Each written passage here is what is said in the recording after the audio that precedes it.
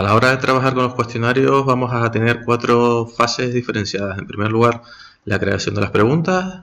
En segundo, la creación de la actividad tipo cuestionario. A continuación, la tercera fase sería la incorporación de las preguntas que decidamos a ese cuestionario concreto. Y en último lugar sería, una vez realizado por parte de los estudiantes ese cuestionario, pues la revisión de los resultados. En primer lugar, para crear las preguntas, en el bloque de administración nos dirigimos a banco de preguntas. En este apartado nos vamos a encontrar con 4 opciones. Exportar e importar nos van a permitir generar un fichero con nuestras preguntas para trasladarlo a otras plataformas o a otros entornos. Y al revés, con la opción importar podremos traernos preguntas a través de distintos formatos o desde otras plataformas.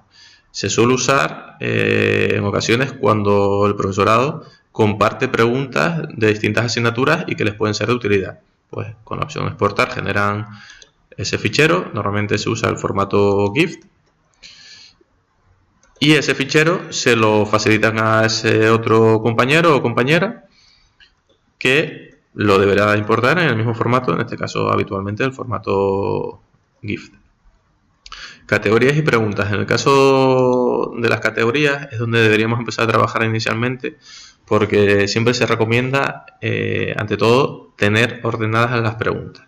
La típica organización que se suele usar es la de temas o módulos y en ocasiones un segundo nivel donde estén ordenadas las preguntas por su dificultad. Pues por ejemplo, categorías, por defecto tenemos la categoría general de la asignatura, este sería el número de la asignatura, y vamos a crear una categoría que se llame tema 1. Tenemos una opción de poner una descripción que no es necesaria, añadir categoría. Aquí la tendríamos y vamos a añadir otra categoría, tema 2. Bien, estas categorías estarían al mismo nivel, como podemos ver aquí, alineadas. Podemos eliminarlas, podemos editarlas o podemos cambiar tanto el orden como indicar si una categoría está dentro de otra. Bien, ahora dentro del tema 1, que tenemos aquí, vamos a crear una nueva categoría. En este caso sería una subcategoría del tema 1. Pues en ese caso, añadir categoría, y la categoría padre ya no sería la general, sino ahora sería pues la del tema 1.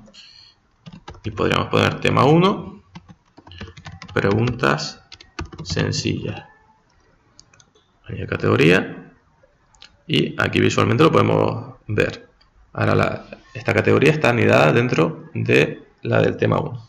Vamos a crear otra más, también dentro del tema 1, que se llame tema 1, preguntas complejas.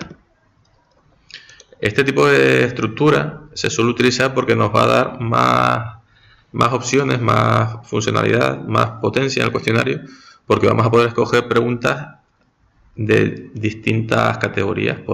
Si las tenemos ordenadas de esta forma, podríamos incorporar un cuestionario que cogiese 5 de entre las 50 que haya de las sencillas y 5 entre las que haya de las complejas. Eso nos permite pues hacer un cuestionario más equilibrado. En cualquier momento, lo dicho, podríamos cambiar el orden, el anidamiento y demás.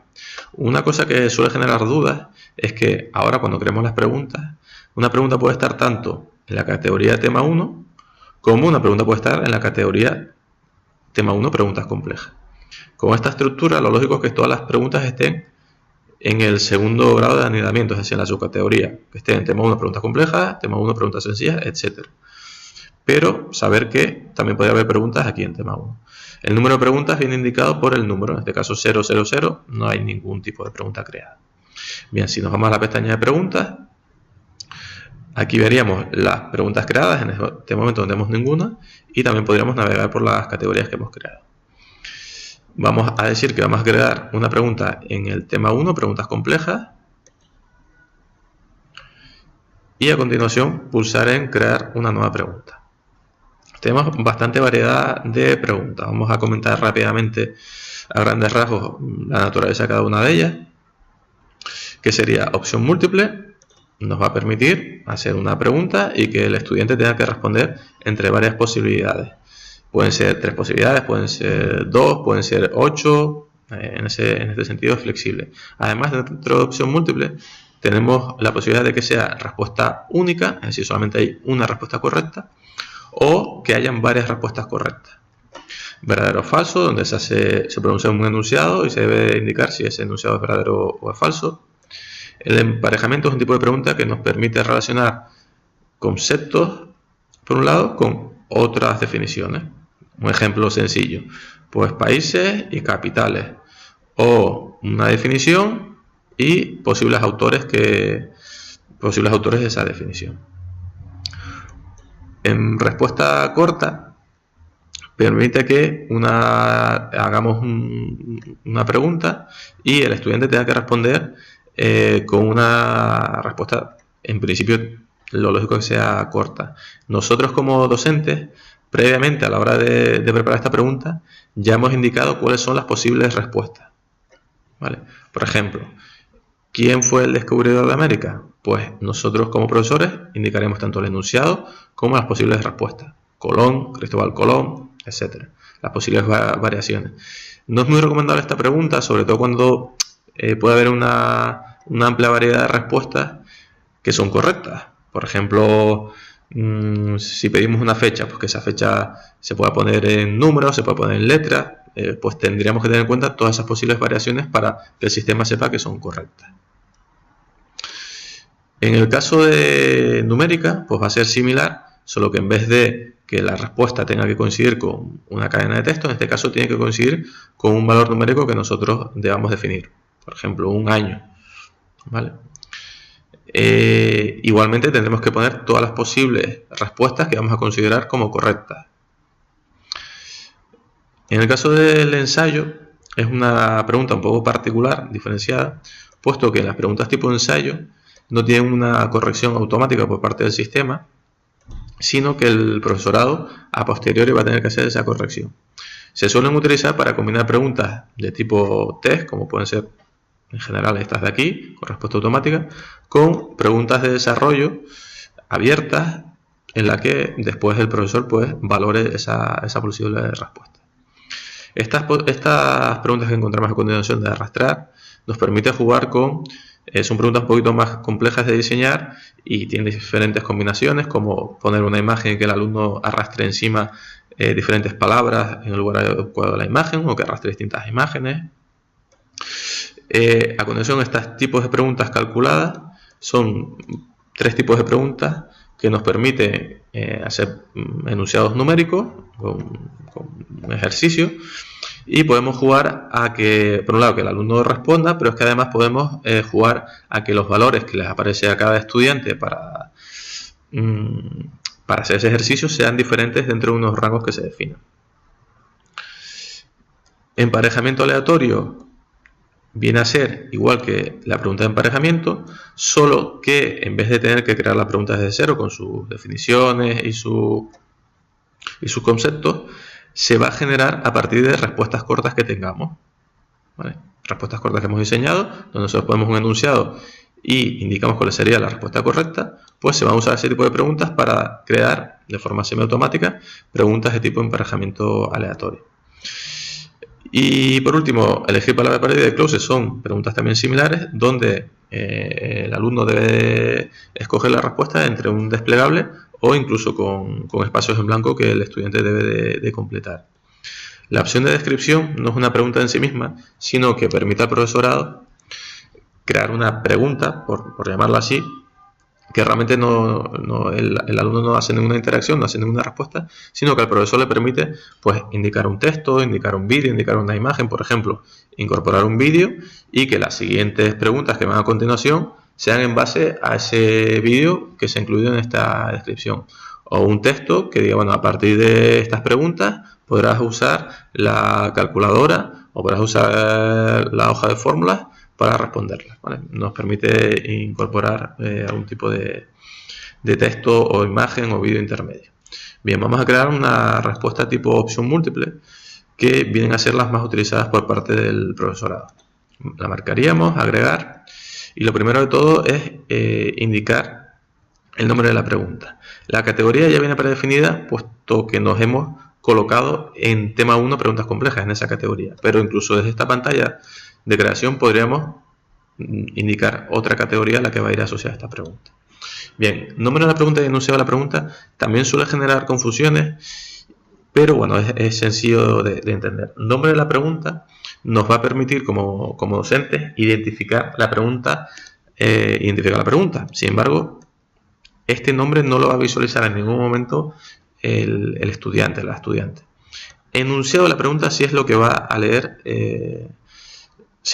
los estudiantes, ¿vale? Entonces, el nombre de la pregunta, más que repetir el enunciado, lo que se suele recomendar es indicar de una forma corta y visible el origen de esta pregunta, qué tipo de pregunta es y a qué contexto se relaciona. Por ejemplo, pues poner T1, que pertenece al tema 1, por ejemplo, compleja para saber que es de las difíciles, y aquí podemos poner software libre.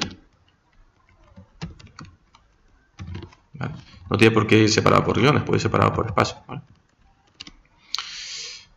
Entonces, yo como docente, rápidamente de un vistazo, sé que es una pregunta relacionada con software libre, es de las que yo considero complejas y está asociado al tema 1. Vale, el enunciado, pues indicaríamos cuál de las siguientes plataformas de aprendizaje es software libre, es decir, trabaja con este tipo de licencia. Vale, aquí en el enunciado, importante, en el enunciado vamos a poder incorporar estilos, vamos a poder incorporar negritas, vamos a poder incorporar una imagen, un vídeo y demás. En principio aquí vamos a usar un diseño sencillo. Puntuación por defecto, lo recomendable es mantener el 1 que viene. Esto de todas formas se podría cambiar en uno de los siguientes pasos. Retroalimentación general, retroalimentación viene a ser el feedback, la información que se da al alumno una vez responda y demás. En el caso de la general, simplemente, independientemente de que responda bien o mal, es darle pues una explicación, dónde se encuentra la respuesta y demás. Por la experiencia, normalmente el profesorado no suele complementar las retroalimentaciones, ya que es un trabajo extra y bueno, al final tampoco el alumno, los estudiantes suelen agradecer esa información, puesto que también esa información viene en los apuntes. Es recomendable, pero bueno, realmente supone un esfuerzo extra. En todo caso, es más interesante la siguiente retroalimentación que vamos a ver más que la general. Bien, aquí es un punto importante, este de aquí, una varias respuestas, nos va a permitir indicar si tiene solamente una única respuesta correcta o bien es una pregunta en la que hay varias respuestas las que son correctas. En principio vamos a usar la de solo una respuesta, que es la más habitual. Barajar respuestas, es decir, que no salgan todas en el mismo orden en el que yo la voy a redactar, y el tipo de numeración que se va a usar. Simplemente, pues si la respuesta A, tal, B, tal. Vamos a usar la que viene por defecto. Bien. Elección 1. Pues aquí, por ejemplo, vamos a poner el software, plataformas de aprendizaje. Pues vamos a poner, una de ellas es Moodle. Moodle es software libre, por tanto, la nota que va a obtener un estudiante que responda Moodle, pues va a ser el 100% de la puntuación. Esto va a ir siempre ponderado sobre, en este caso, la puntuación máxima, que es 1, es decir, tendría S1 en esta pregunta. Y esta retroalimentación es la que suele ser más interesante, en la que, por ejemplo, en esta respuesta Moodle, pues no podemos nada o podemos correcto, aunque no haría falta poner nada. Es más interesante la retroalimentación en los casos en los que se responde mal. Por ejemplo, siguiente elección, Blackboard. Aquí el estudiante no tendría ninguna puntuación, ¿vale? Y aquí sí puede ser más interesante indicar, pues Blackboard se trata de una plataforma de la empresa, ¿vale? Aquí sí que suele ser más interesante en aquellas respuestas que se responden mal. Y por ejemplo, en la tercera opción, aunque podemos poner más, si yo pongo aquí Office, pues esto que es una auténtica locura que alguien responda Office, puesto que Office ni siquiera es que sea una plataforma de aprendizaje, es un paquete ofimático, pues aquí otra retroalimentación indicando al alumno que ¿vale? Tenemos por defecto hasta 5 opciones, pero podemos ir incorporando más opciones. Las que no usemos, si por ejemplo aquí vamos a usar solamente 3 opciones, las demás las dejaremos vacías y el sistema solamente va a recoger las que estén cumplimentadas. Disponemos también de otras puntuaciones donde, bueno, esta Blackboard, bueno, es verdad que no estaba bien, pero bueno, no iba desencaminado. Podemos decirle que en este caso el alumno tenga una pequeña puntuación, ¿vale? Un 10% sobre la puntuación de la pregunta. E igualmente en preguntas que son muy mal, que están completamente mal respondidas, el alumno está totalmente perdido, pues en vez de ninguno podríamos incluso usar puntuaciones negativas. El tema de las puntuaciones negativas, bueno, es que puede crear confusión, nos puede generar algunos resultados inesperados que a los alumnos no les salga, no lo tengan del todo claro, con lo cual, bueno, tenemos que tener bastante claro el funcionamiento de las puntuaciones negativas para usarlas. Habitualmente el profesor lo que suele hacer es las que están mal no las puntúa y las que están bien las puntúa con el 100%. Tendremos otra serie de opciones que normalmente no se utilizan para opciones más complejas, con lo cual guardamos los cambios. A continuación volvemos al banco de preguntas y ahora ya vemos que tenemos una pregunta creada con el nombre identificativo que solamente puede ver el profesorado. Tenemos el icono para volver a editar esta pregunta, un icono para duplicarla. Si vamos a hacer una pregunta muy similar, pues simplemente la duplicamos, editamos y cambiamos esos 2 o 3 cambios en la pregunta sin necesidad de crear una nueva. La lupa nos permite hacer una previsualización de la pregunta, como la vería el estudiante o la estudiante. Y la papelera para eliminarla. Volviendo al aspecto de las preguntas, si volvemos a las categorías de las preguntas, perdón, ahora sí vamos a ver que dentro del tema 1, preguntas complejas, ahora tenemos una pregunta, ¿vale? De hecho, si volvemos aquí a la pestaña preguntas, desde aquí nos vamos a poder ir moviendo entre las categorías, y si tenemos marcado la opción de mostrar también las preguntas de subcategorías, si estamos en el tema 1, veremos todas las preguntas que hay en sus subcategorías. Si yo desmarco esta opción, esto lo comentamos porque es sencillo, pero suele ser una opción que genera confusión. Si tengo desmarcada esta posibilidad, pues si no me encuentro situado en la categoría correspondiente, no voy a ver esas preguntas, ¿vale? Otra opción que también se suele usar entre las disponibles es la de mostrar el enunciado. Si la marcamos, vamos a previsualizar las primeras palabras del enunciado. En este caso, como es un enunciado relativamente corto, lo estamos viendo completo, pero bueno, si fuese un enunciado más largo, pues veríamos solamente pues eso, las primeras palabras no las veremos completo. Pero bueno, también nos sirve para identificar rápidamente una pregunta, además de con este identificador que hemos indicado, pues viendo también parte del enunciado.